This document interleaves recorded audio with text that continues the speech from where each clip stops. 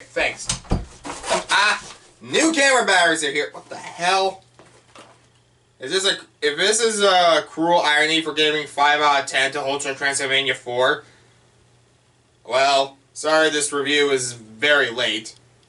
Along with the 2 others I'm going to do this exact same opening for. For someone who probably doesn't subscribe to my channel, they won't know the order, so they won't know which I already used first, so make sure to like and subscribe. Please, please, just so you know, in case I'm tardy for this kind of stuff. Anyway, I guess we should talk about the movie. Well, not only did I have to wait a while to even film this review, I still have to review The King's Daughter. Okay, look, so I originally saw an ad for this on Instagram, then looked up the movie without knowing any reception or even watching the trailer. But I read the premise and I think to myself, it sounds interesting, or decent at least. After seeing 2 movies so far this year that were just okay, I finally watched a straight bad movie. So The King's Daughter is a movie that has been in the oven for so long, you question why it's at the bake sale since you're being sold something burned out and inedible. Well, I wouldn't say it's that bad, but I don't have much to praise about it. Okay, so this movie is based on some book I never heard of called The Moon and the Sun by Ivana B. McIntyre, who, looking it up, not only was this apparently barely like the movie, it beat the first Game of Thrones book for the Nebula Award in 1997. So I'll give it that. It's probably a better book. Benefit of the doubt. Okay, but going back to what I said, though, how I found this movie, I have zero idea at the time I'm writing this review. Yeah, that's part of the script, but by now, I already know everyone else hated this movie. What people think. So yeah, I went into this blind just knowing the premise, and I thought this was interesting. I mean, it's an interesting idea. What is this movie about? Well, this movie is about King Louis XIV, played by Pierce Brosnan, seeking a way to be immortal. So he has a mermaid be captured and, based on superstition, give him immortality at the risk of the mermaid's own life, but getting in the way is his illegitimate daughter, Mary Joseph, played by Kea Scodelario, who grows a connection with the strange creature. Not a bad idea for a fantasy story mixed with real-world history. Granted, I'm not a real-world history expert. Well, I mean, a little. I'm specifically with King Louis XIV, is what I meant. I don't know, I'm reading this now and I'm like, nah, this is actually still a very weird idea.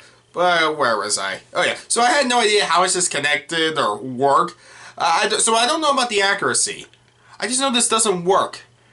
This movie was directed by Sean McNamara, who has a bizarre filmography. It's too much to list. Just scrolling it on IMDb, I'm dumbfounded by this guy's career.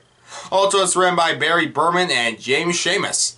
Also, this was filmed in early 2014 and was pulled from releasing the next year because of rumored reasons that I could say, but it's obvious they just knew this wouldn't do well. So, now it's 2022 January, and I saw it, and I had a good time, I guess. I don't know if it's because I didn't watch the trailer beforehand, I wouldn't know what kind of movie I got, but if it were going to go for a dark tone or a lighthearted fantasy tone, I'd be fine, yet this movie does both. This movie is so uneven, so tone deaf. Granted, it's clear it's trying to be fantasy, but the way it opens just shows how awful this movie is. It starts off with a storybook opening where the pictures, which are, I think, was watercolor.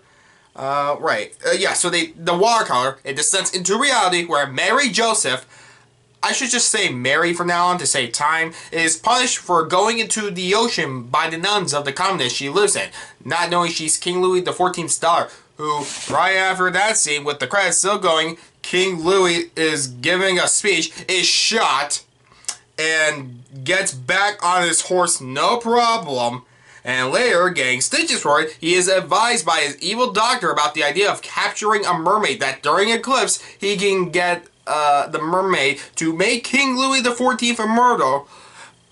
He can get the mermaid to make King Louis XIV immortal. Credits generation still going. A sailor, he's also an important character, but a sailor comes in. He's also an important character, but I can't remember what the hell his name was. Captures the mermaid, and then the opening credits ends, then narrates that King Louis XIV's trusted friend slash priest Pere Le Chase, played by William Hurt, says I have Mary be King Louis XIV's new composer, and when she arrives, I think that was the end of just the prologue. If that sounded like a lot, I barely followed it myself. Also, granted, it gets less confusing as the film goes on. The problem is the movie gets so much worse. This movie is so bad in so many ways. I'll start off with what's easy to talk about first, the awful story. It could work, maybe if it were a pure fantasy made for kids, maybe. But no, it's so unsure what it wants to be. The story is so badly executed because the editing is awful. Scenes just feel like they were put together with no flow, or they have many scenes cut, since it feels like I missed something for some scenes to follow another, which I'll go into more detail in a bit. The dialogue is weak too, but I didn't write down a specific quote, so I'll guess you'll have to take my word for it. Seriously though, this story baffles me. It starts off Mary getting in trouble at the convent for swimming, and I thought with the premise she secretly was a mermaid, and plot twist, she's not. And it's not brought up as a possibility, yet it feels like there should be a twist for her to be a mermaid secretly since she shares some connection with the mermaid. I thought that was why, but it's not, so I have no idea why she can't swim in the ocean. Honestly, it's hard to watch a bad movie like this because sometimes when I watch one bad scene follow another, I forget the previous bad scene because I'm now confused on the new bad scene. The editing is awful. There are slow-mo shots for no reason other than to make this boring story feel more dramatic. It's not. If anything, it makes more obvious and desperate since it's for scenes that don't need it. Characters are boring or badly written or both. Mary is boring. She's just a nice girl who can be sometimes quirky, but mostly just smiles and be nice. Every other character I can't remember even a little, and I saw this hours ago as of when I'm writing this, and pretty sure it's, 5 days later? 4? I'm not keeping track. That's how little of an impact this left on me. Pierce Brosnan's performance isn't awful, but it becomes so unclear if I'm supposed to like him or not, since the film's uneven tone has him do one scene of him hoping for redemption and calling out his own crap choice to follow with more ignorant crap choices, like he just didn't beg for sympathy right before it. And his charm just doesn't work because I don't know what this character is supposed to be, and honestly, as someone who doesn't know King Louis XIV well, I have no idea why he's called the Sun King. What does that mean? I feel like I could look that up. And by the way, I only watched the 355 a couple weeks ago, which had a fan, Big Bing, who was barely in that movie, despite that she should have more screen time. It's the same case here. She plays the mermaid here, and the effects they do for her are awful. Not only is the place the mermaid is being held so obviously a set, which isn't guarded, and despite the king knowing, later on Mary sneaks in there. I'm just thinking, why aren't there guards? But the mermaid looks so fake, so ugly. I guess the idea it was, since it's supposed to be a misunderstood creature, it barely looks human. Fair enough. But it looks so fake and ugly, and she barely has an impact on the movie.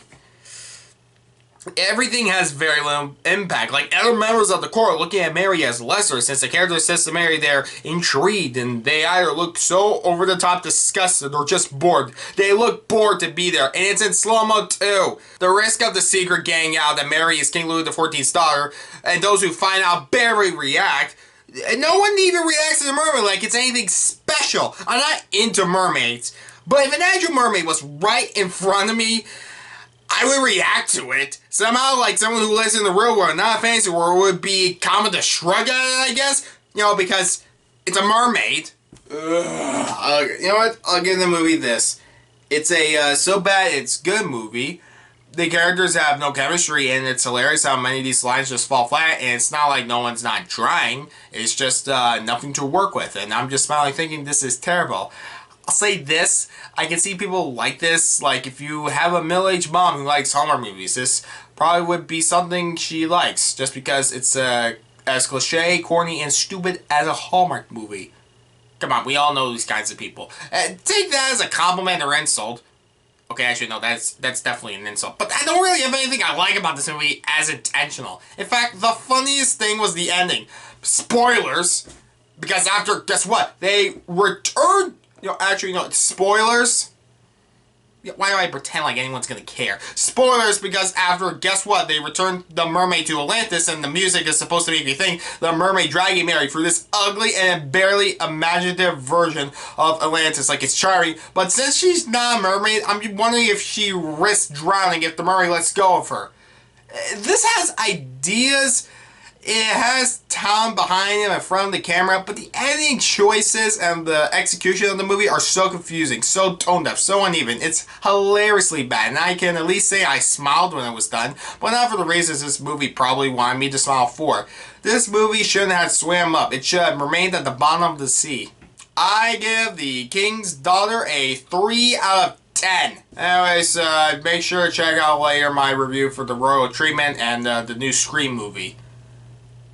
I mean, I'm not gonna like show the videos. You can just subscribe for my channel and just look it up. Come on, you have spare time. Just watch my other reviews that were days late. You probably, hopefully, you'll still care by that point.